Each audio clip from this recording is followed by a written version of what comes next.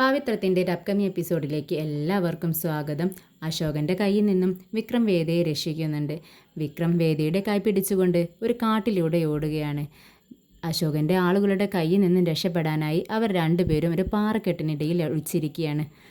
രാത്രിയാവുന്ന സമയത്ത് വേദയ്ക്ക് വിശക്കുന്നുണ്ടെന്ന് പറയുന്നു.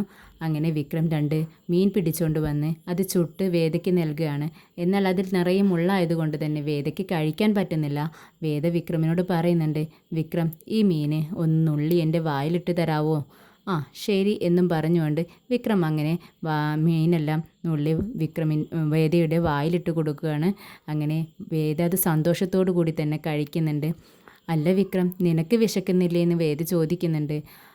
ആകെ 2 മീനാണ് ഞാൻ പിടിച്ചിട്ടുണ്ടായിരുന്നത്, അത് 2ഉം നീ കഴിച്ചു, പിന്നെ ഞാനിങ്ങനെ കഴിക്കാനാന്ന് വിക്രം ചോദിക്കുകയാണ്.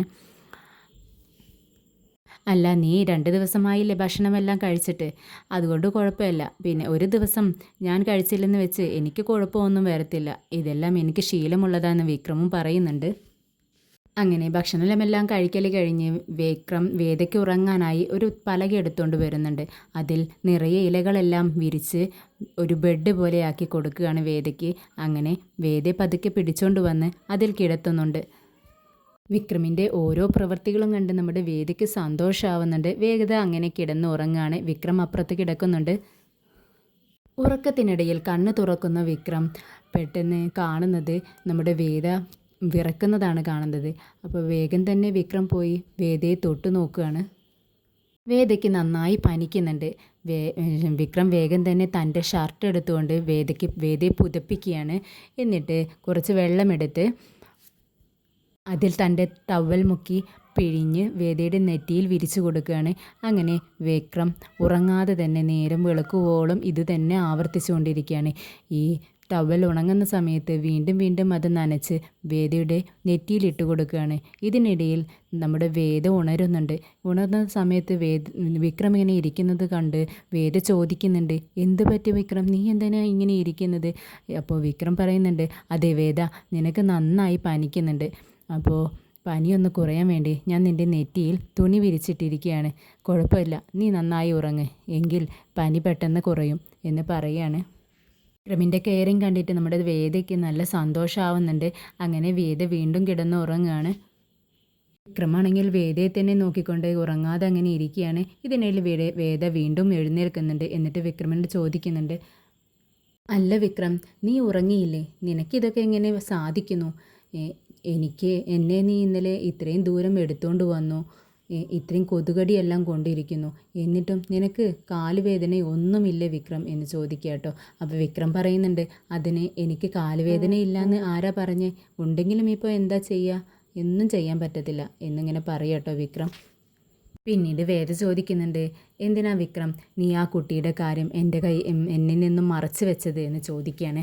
അപ്പോൾ വിക്രം, ഏത് കുട്ടിയുടെ കാര്യം എന്നാ നീ ചോദിക്കുന്നത്, എന്താ നീ പറയുന്നത് എന്ന് അറിയാത്ത മട്ടിൽ ചോദിക്കുക കേട്ടോ. അപ്പോൾ വേദ പറയുന്നുണ്ട്, എനിക്കെല്ലാം അറിയാം, ആ അശോകനുണ്ടല്ലോ, അവൻ എൻ്റെ അടുത്ത് എല്ലാം പറഞ്ഞു എന്ന് പറയുകയാണ്. വീണ്ടും വിക്രം ചോദിക്കുന്നുണ്ട്, നീ എന്താ ഈ പറയുന്നത്, ഏത് കാര്യത്തെക്കുറിച്ചാണ് പറയുന്നതെന്ന് ചോദിക്കുമ്പോൾ വേദ പറയുന്നുണ്ട്, അതെ, നീ ഒന്നും എൻ്റെ കയ്യിൽ നിന്ന് മറച്ചു വെക്കണ്ട, എനിക്കെല്ലാം അറിയാം. ആ അശോകൻ്റെ മകനെ ആ പെൺകുട്ടിയുടെ അടുത്ത് മര്യാദയില്ലാതെ പെരുമാറിയതും അതിനെ അടിച്ച് കൊല്ലാനാക്കിയതും എല്ലാം ആ അശോകൻ എൻ്റെ അടുത്ത് പറഞ്ഞു. എത്ര വൃത്തികെട്ട മനുഷ്യനാണ് അയാളും അയാളുടെ മകനും, അവരെല്ലാം വെറുതെ വെച്ചോണ്ടിരിക്കാൻ പറ്റത്തില്ല വിക്രം എന്ന് പറയാട്ടോ. അപ്പോൾ വിക്രം പറയുന്നുണ്ട്, ഓ ഇപ്പോഴെങ്കിലും നിനക്കത് മനസ്സിലായല്ലോ, സന്തോഷം എന്ന് പറയുകയാണ്. അപ്പോൾ വേദ പറയുന്നുണ്ട്, എന്നാലും വിക്രം, നാട്ടുകാരോട് ഇതൊന്നും പറഞ്ഞില്ലെങ്കിലും നിനക്ക് എന്നോടെങ്കിലും പറയാമായിരുന്നു. നിനക്കറിയോ, അന്ന് ഞാൻ സാക്ഷി പറഞ്ഞിരുന്നെങ്കിൽ നീ ജയിലിൽ പോയേനെ, ഇതിൻ്റെ ഭവിഷ്യത്ത് എന്താണെന്ന് നിനക്ക് അറിയായിരുന്നില്ലേ എന്ന് ചോദിക്കുക കേട്ടോ. അപ്പോൾ വിക്രം പറയുന്നുണ്ട്, അന്നേ നേരം എനിക്കതൊന്നും നിന്നോട് പറയണമെന്ന് എനിക്ക് തോന്നിയില്ല, ആരോടും പറയണമെന്ന് എനിക്ക് ഇഷ്ടമുണ്ടായിരുന്നില്ല, അതുകൊണ്ട് തന്നെയാണ് ഞാൻ പറയാണ്ടിരുന്നതെന്ന് പറയുകയാണ്. പിന്നീട് വിക്രമിൻ്റെ വീട്ടിലാണ് കാണിക്കുന്നത്. എല്ലാവരും ഭക്ഷണം കഴിച്ചുകൊണ്ടിരിക്കുന്ന സമയത്ത് പെട്ടെന്ന് കറണ്ട് പോവുകയാണ്.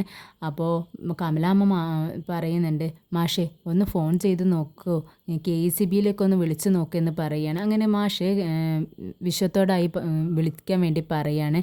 അതിനിടെ നമ്മുടെ വിനയും പറയുന്നുണ്ട്, അല്ല ചേട്ടാ, ഈ മാസവും ചേട്ടനോടല്ലേ ബില്ല് കെട്ടാൻ പറഞ്ഞിരുന്നത്, അന്നത്തെ പോലെ ബില്ല് കെട്ടാനെങ്ങാനും വൈകിയോ എന്ന് ചോദിക്കുക കേട്ടോ. നീ പോടാ, ഞാനിതെല്ലാം അടച്ച് അച്ഛൻ്റെ കയ്യിൽ ബില്ല് അപ്പം തന്നെ കൊടുത്തിട്ടുണ്ടെന്ന് പറയാണ്. അങ്ങനെ വിശ്വം KECBയിലേക്ക് വിളിച്ചു നോക്കുന്നുണ്ട്. ഇതേ സമയം അവിടെ നിന്നും മറുപടി പറയുന്നുണ്ട്, അതെ, നിങ്ങളുടെ ചെക്ക് ആയി പോയിരിക്കുന്നു എന്ന് മാത്രം അവിടുന്ന് മറുപടി വരുന്നുണ്ട്. ഇതേ സമയം വിശ്വം പറയുന്നുണ്ട്, അതിന് ഞങ്ങൾ ചെക്കൊന്നും തന്നില്ലല്ലോ, ഞങ്ങൾ അടച്ച ബില്ല് ഞങ്ങളുടെ കയ്യിലുണ്ട് എന്നൊക്കെ പറയുന്നുണ്ട്. പക്ഷേ അപ്പുറത്ത് ഫോൺ പെട്ടെന്ന് കട്ട് ചെയ്യാണ്. അതേസമയം നമ്മുടെ നന്ദിനി വന്ന് പറയുന്നുണ്ട്, അതെ, പൈപ്പിലും വെള്ളമില്ലല്ലോ അച്ഛാ, എന്തു പറ്റി, ഒരു തുള്ളി വെള്ളം വരുന്നില്ല എന്ന് പറയാട്ടോ. അപ്പോൾ പെട്ടെന്ന് തന്നെ വാട്ടർ അതോറിറ്റിയിലേക്കും വിളിക്കാൻ വേണ്ടി പറയുന്നുണ്ട്. അങ്ങനെ വിനയൻ അങ്ങോട്ട് വിളിക്കുന്നുണ്ട്. അതേസമയം അവിടെ നിന്നും ഇതേ മറുപടിയാണ് പറയുന്നത്, നിങ്ങളുടെ ചെക്ക് ബൗൺസായി പോയിരിക്കുന്നു എന്ന് പറയാണ്. പക്ഷേ മാഷ് പറയുന്നുണ്ട്, ഇന്നേ വരെ നമ്മൾ എവിടെയും ചെക്ക് കൊടുത്തിട്ടില്ല. പക്ഷേ ഇവരെല്ലാം എന്തുകൊണ്ട് ഇങ്ങനെ പറയുന്നു? എന്തായാലും സാരമില്ല, നമുക്ക് നോക്കാമെന്ന് പറയാണ്. അങ്ങനെ വിശ്വം പറയുന്നുണ്ട്, എന്നാൽ അച്ഛാ ഞാനൊന്ന് പോയി നോക്കിയിട്ട് വരട്ടെ എന്ന് ചോദിക്കുമ്പോൾ മാഷ് പറയുന്നു, അതെ, ഈ രാത്രിയിൽ അവിടെ ഓഫീസ് നിനക്കും വേണ്ടി തുറന്നിരിക്കുകയാണോ, നേരം വെളുക്കട്ടെ, ഞാൻ തന്നെ പോയി നോക്കിക്കൊള്ളാം എന്ന് പറയാണ്. അങ്ങനെ നന്ദിനി പറയുന്നുണ്ട്, അതെ, എങ്ങനെയാ അച്ഛാ ഈ കൊതുകടിയും കൊണ്ട് ഇങ്ങനെ രാത്രി മുഴുവനും കിടന്നിറങ്ങുന്നത്? അത് കേൾക്കുന്ന മാഷ് പറയുന്നുണ്ട്, അതെ, ഞങ്ങൾക്കും വേണ്ടി